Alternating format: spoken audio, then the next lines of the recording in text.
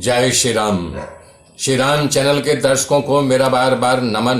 मेरे मित्रों, मैं आशा कर रहा हूं कि आप लोग हमारे साथ बने हुए हैं, मुझे लाइक कर रहे हैं, सब्सक्राइब कर रहे हैं और मेरी वाणी को जन जन तक पहुंचा रहे हैं। मेरे मित्रों, कल की कड़ी जो मैंने बोला था उसकी गाथा को आगे बढ़ा रहा हूं। तो वशिष्ठ जी कह रहे हैं कि हे श्री राम, बताओ तो सही, इस लोक में जितने शूरवीर, पराक्रमी, बुद्धिमान और पंडित हैं, उस किस दैव की प्रतीक्षा किए हैं या किस दैव को आधार मान करके अपनाने की कार्य कर रहे हैं। ये जो सामने महामुनि विश्वामित्र जी दिखाते हैं, विश्वामित्र जी बैठे हुए थे, बोले हे विश्वामित्र जी जो दिखाई दे रहे हैं, दैव को दूर से ही भगा दिया था। अपने पुरुषार्थ के ही जरिए ये इस ब्राह्मण पदवी को प्राप्त किए हैं, ब्रह्म ऋषि कहलाते हैं। ये सिर्फ इनका पुरुषार्थ ही था। कह रहे हैं हमने चिरकाल तक जो तपस्या की है, जो हमने भागवत भक्ति साधना की है, हमको आकाश में विचरण करने की शक्ति मिली है।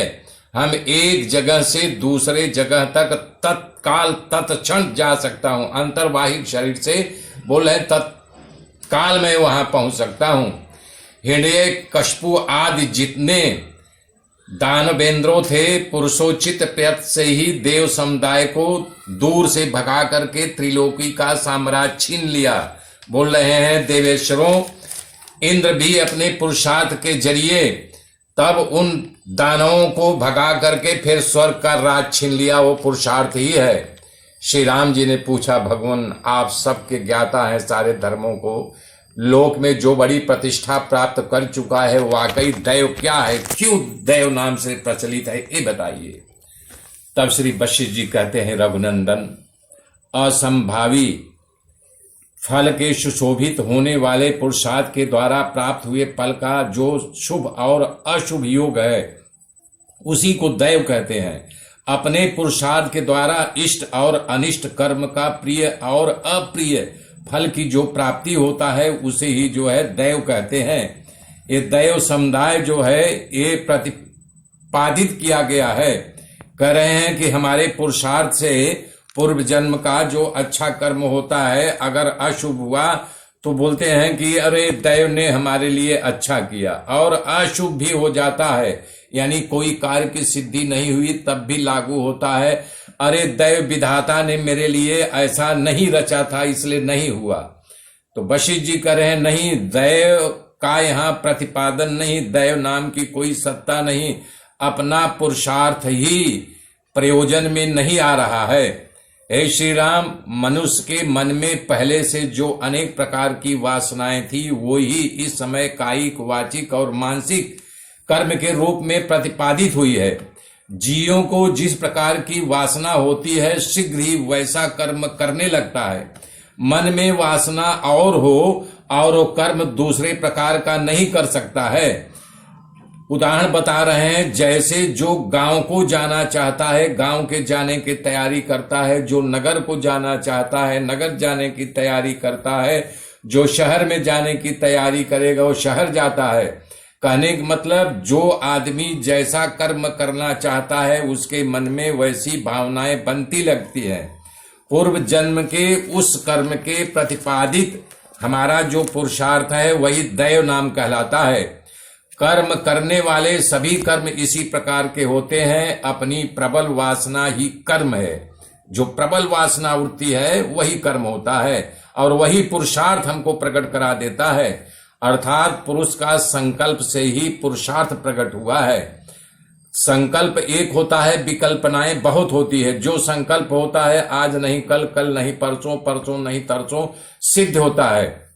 उदाहरण बता रहे हैं कि जैसे आपके पड़ोसी का कोई मकान है, आप बैठे बैठे देख रहे हैं, अंदर अंदर आपकी भावना उठ रही है आकाश में, काश मेरा भी ऐसे मकान होता, फिर काश मेरा भी मकान ऐसे होता।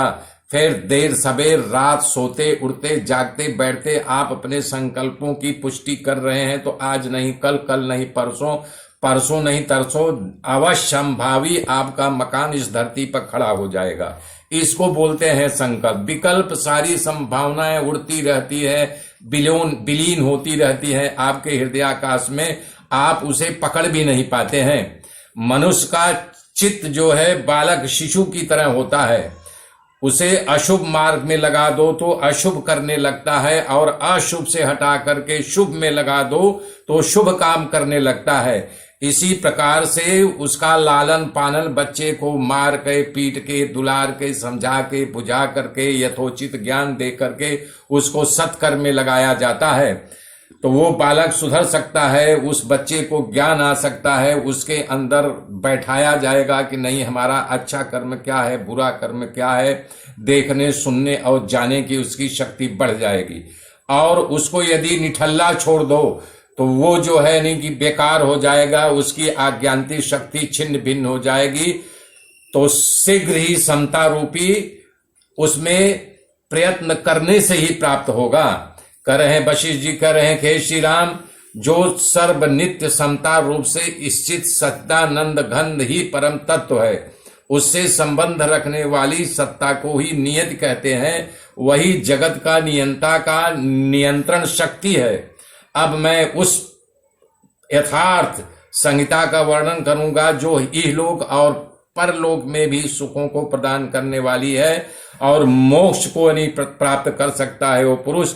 मैं प्रभु श्री राम आपसे कह रहा हूं, उसे सावधान होकर के आप सुनिए मेरे मित्रों, जुड़े रहिए, कल मैं फिर सुनाऊंगा, सुनते रहिए। जय श्री राम, जय श्री राम।